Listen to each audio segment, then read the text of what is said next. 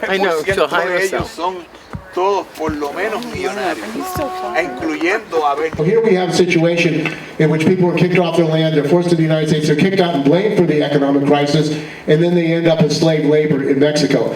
The other thing about this NAFTA 2.0 and other legislation which is being supported by Senator Feinstein is a bill for immigration, what they call immigration reform. What is the immigration reform? It's allowing Mexican farm workers to come to the United States as indentured servants. First of all, why I'm here is because the American people really are being duped again like they did 23 years ago. The bottom line is that what's happening is that this trade agreement is nothing new of the last one for the 23 years. They were responsible, the corporations, for the massive 18 to 20 million people forced from their lands, forced to this country to come and work as indentured servants of the rich agricultural corporations in this country.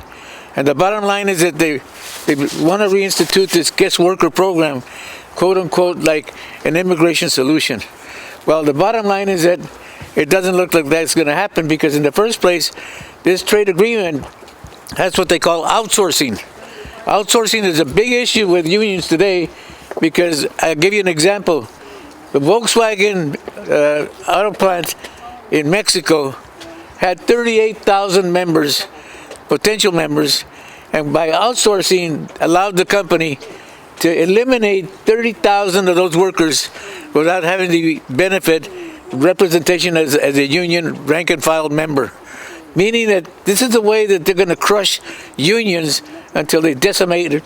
And at the rate we're going, when we have unions today that basically are from top down, the whole question of rank and file, rarely did you find rank and file leadership within the ranks of the workers today, because everything happens from the top down, nothing from the bottom up. So you don't have any leadership that comes from the bottom that surfaces to say they're workers who come from the plants, they're workers who come from the agricultural fields. And I'll give you a good example. When we organized the Farm Workers Union, the whole intent was to allow the farm workers to take lead of their union. In the beginning, we thought it was going to be that sort of situation, but lo and behold, it didn't happen. Today, we have a corporate union that happens to now deny the workers the right of that leadership from the rank and file.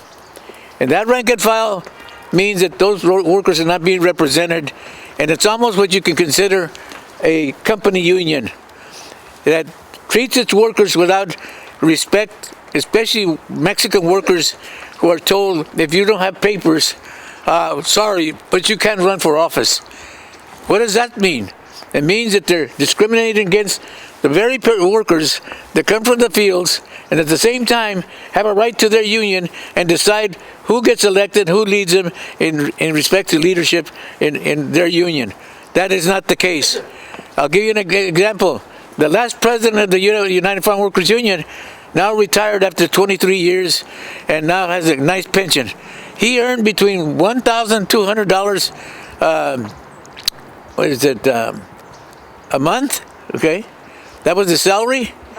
And the guest worker director, who has never been a farm worker, nor this individual who is a farm worker president, now, before he leaves, he anoints and appoints what they call in Mexico, el dedazo. In other words, we're going to bless you and anoint you that you're going to be the next leader without having gone before the workers and being elected by the actual agricultural workers. And she's now supposedly be the new leader who never came out of the fields like the last president, never came out of the fields, never came out from the rows of the agricultural workers and amongst the workers. Now, she's been an employee and a staffer with the Farm Workers Union for 12 years. We don't take anything away from the fact that they're earning a good wage. We're glad they do. But who deserves that wage, and that wage, a union wage, was when Chavez himself said, don't kid yourself, when we won the boycott, there'll be salaries, but not one person, as long as I'm alive, will earn any more than a worker who works under a union contract in the fields. And don't consider yourself you're going to be earning 70, 80,000, 90,000, 100,000, 120,000, 150,000. That has changed. That's the case today. To me, and to many of us, are seeing that as company unionism on the rise and expansion of having denied workers the right to be able to lead and direct themselves in that sense. But the issue here in regards to the Democrats are no different than the Republicans when it comes time to labor issues. Our friend here, brother Steve, mentioned the richest man in the world here in Mexico, who owns a chain stores of called Sanborns.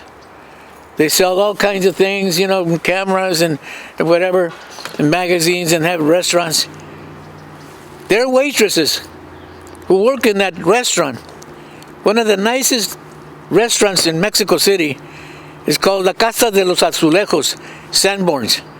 It's like a Spanish ruler that was able to build his house, huge house, who now has Sanborns in that restaurant. And all those women were wearing those fancy dresses, long dresses. I asked them, how much is your wage that Carlos Slim pays you? He says, we don't get a wage. What we get is, we earn all the tips that we earn here is our wage. So here's a man who is a billionaire, much more than a billionaire, who has the audacity to deny workers the rights to benefits and the rights to a decent wage. And it's no different than what's happening in the plants of General Motors, because they've all along, before the old regime went out, the corrupt parties, they have a new president now who supposedly is working, you know, to clean the crime and the corruption. And the main guy who was the culprit for two presidents, former presidents, he was the security, I would say, out of the Defense Department, and he was involved with taking bribes from the cartels. And at the same time, just about 3 weeks ago, they arrested him because he was moving all of a sudden, moving to Florida and moving to New York.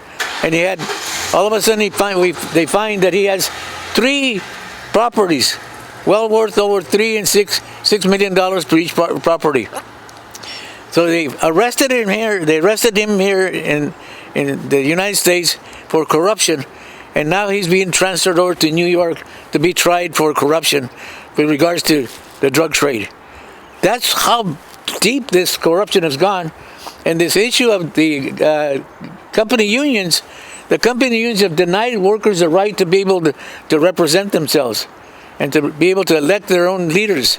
And the bottom line is that that company union is was tied very closely to the ruling party that at one point had never lost an election for 70 years.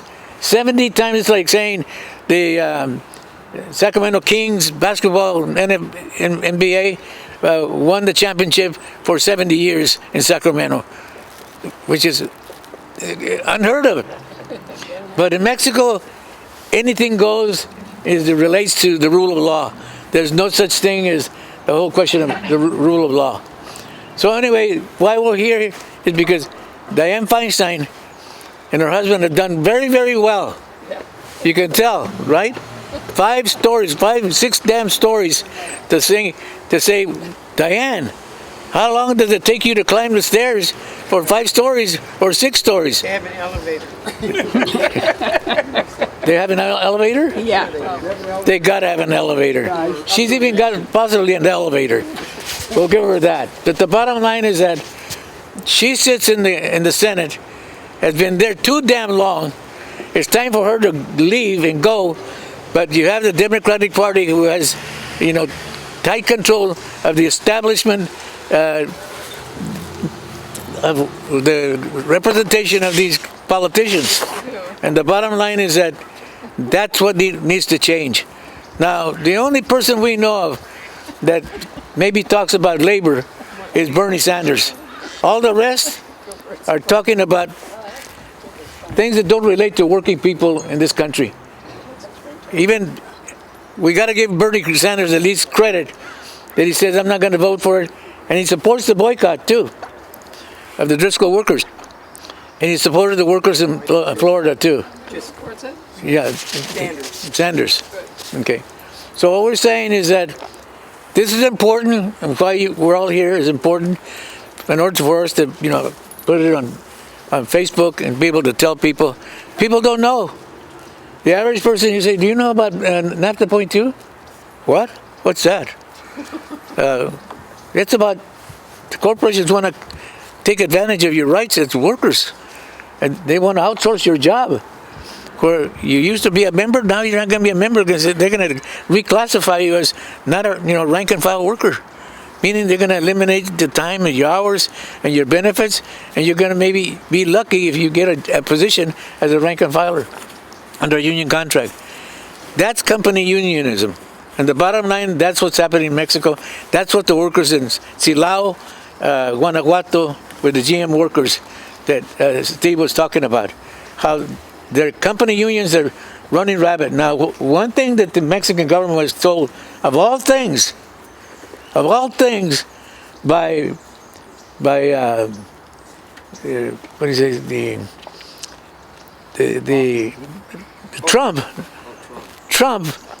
he told the Mexican government, you have to have democracy, you have to have this, and the rights for the workers. He must have been smoking marijuana or something in order to do that, okay? Don't blame marijuana on that. Well, he got high. He could have had Coors. He could have. No, he does all that stuff for Okay. the kids take for. Do you want to take the mic? Okay. Okay, so the bottom line is that all I'm saying is that it took Kim and not the labor movement to force the Mexican government to allow a democratic process and democratic elections, and that the workers had to elect their own leaders, and no more corruption on the part of the company unions, which controlled ever since then to the political party who got a job, who didn't get a job, and there's no such thing as they ever were able to see a contract, were able to participate in negotiating their contracts. Nothing. Some people members didn't even consider it, and don't even know that they were members of a union. So hopefully that may change, but it's not going to change unless the workers know, even here in this country, that there's some benefits that we're having to exercise or taking the initiative to taking the offensive. Ingresos millonarios, zonas francas, como le llaman, zonas francas de cesión contributiva con mano de obra barata. Por ejemplo, yo hace unos años atrás visité la República Dominicana y el gobierno dominicano, a petición de los Estados Unidos, habían construido muchos parques industriales donde la inversión norteamericana fabril es libre de impuestos, con mano de obra barata, y donde se prohibía la organización de uniones obreras, de sindicatos. Era prohibido por ley, tan siquiera tratar de organizar un sindicato. Lo que quiere decir es que los Estados Unidos y los billonarios y plutócratas del mundo, ellos siempre están buscando nuevos mercados, nueva clase de obra, nueva mano de obra barata para seguir explotando. O sea, esa es la historia. ¿Cuáles son los puntos importantes que piensas tú que afecta lo que es a los obreros y a todos nosotros que somos ciudadanos, que somos parte del consumo de lo que es el comercio, ¿no? Sí. Bueno, hemos visto, por ejemplo, el NAFTA en México hizo que corporaciones multimillonarias, billonarias como Monsanto, arruinar a la pequeña agricultura en México, llevar a los pequeños agricultores a la ruina, y muchos de los trabajadores también que trabajaban en México pues tuvieran que inmigrar. Ahora mismo México prácticamente no produce maíz, o produce muy poco, porque Monsanto tiene el monopolio total, y el maíz era un producto en México que había estado por siglos, o sea, en manos de los indígenas, o sea, de quien fuera, de la población local. Ahora pues es Monsanto la que ha arruinado por completo la economía de México. Y eso, por ejemplo, destruyó también fuentes de empleo que provocaron que obreros por millones emigren a este país a pasar mala vida. Las corporaciones norteamericanas contaminan el ambiente y hacen como por ejemplo la República Dominicana, la extracción de minerales ha dejado unas perforaciones tan grandes que parecen cráteres por parte de la Falcon Bridge y otras corporaciones. O sea, todos estos tratados son en perjuicio de los pobres, son a favor de los ricachos que no viven ahí ni siquiera. Who is Richard Blum, who was the owner of Perini Construction, and he's a hedge fund operator. He was actually involved in taking money from the UC pension plan, where he's a regent, and putting that money in his own hedge fund developments. So we're talking about some billionaires, and we're talking about why they are supporting this USMCA, because USMCA is a continuation of NAFTA 2.0. It's NAFTA on steroids. It allows the tech companies to operate in Mexico, and it's going to hurt the working people of the United States, Mexico, and Canada. And what is USMCA? USMCA, United States Mexican Canadian Trade Agreement, is a continuation of NAFTA. NAFTA meant the loss of millions of jobs in the United States. It meant the privatization of the ejidos, the land in Mexico. It meant the privatization of the railroads, the mines, transit, and privatization of education. And what we're saying here today is that this has to be rejected. We're demanding that this agreement be rejected, and that it is not representing working people. It's not representing. Get the one who signed. It doesn't represent the working people. It doesn't represent the farmers, the poor people. What it's led to is deprivation. I remember when NAFTA first passed. I looked at NBC the next day, a TV station, about what would NAFTA mean for Mexico? How would it benefit Mexico? Because they said NAFTA was going to benefit Mexico. That's why they were doing it, they argued. Well, you know what they said on NBC? They're going to get Walmarts in Mexico. They're able to have Walmarts and give them freedom of choice. And there are 2,400 Walmarts in Mexico. And they've wiped out the middle class. They've wiped out small business people. The Walmarts, and they have slave labor. In Monterrey, they were using child labor in Mexico, in Monterrey. So what we're saying is that actually NAFTA has made the billionaires richer, and it's created popularization among the working class. And what we believe is that this should be rejected, this agreement, USMCA, but also what we need to do is support the working class of Mexico. There was a strike in Matamoros of 70,000 workers, parts plants workers. They have like slave labor conditions, very poor conditions. They went on strike, and they did not get the support that they needed, but they were against the conditions at these maquiladora factories. There are 1,500 maquiladora factories along the border, and these workers are working in very terrible conditions. And What kind of factory? Parts plant factories, drug factories, all kinds of factories for supplies, parts, computers. So that's what these factories are. And what we're saying is that they prevent unionization. These plants are basically, they kick out unions. They have company unions. And one of the things we have been fighting for is to support the Mexican workers. When GM workers in the United States went on strike recently, GM workers went on a solidarity action in Mexico, and they were fired. They fired the organizers of an independent union. So we're demanding that they be rehired, these fired GM Mexican workers. So what we need to do is build direct links between the U.S. workers in the United States, Mexican workers, and Canadian workers. That's real solidarity. This is a corporate trade agreement. It's written by the multinationals, and unfortunately, the AFL-CIO, Richard Trumpka, is saying that this is a victory for working people. Well, if USMCA is a victory for working people, why is he in bed with Trump? Is Trump for working people? No. Is the U.S. Chamber of Commerce for working people? No! So why would the leader of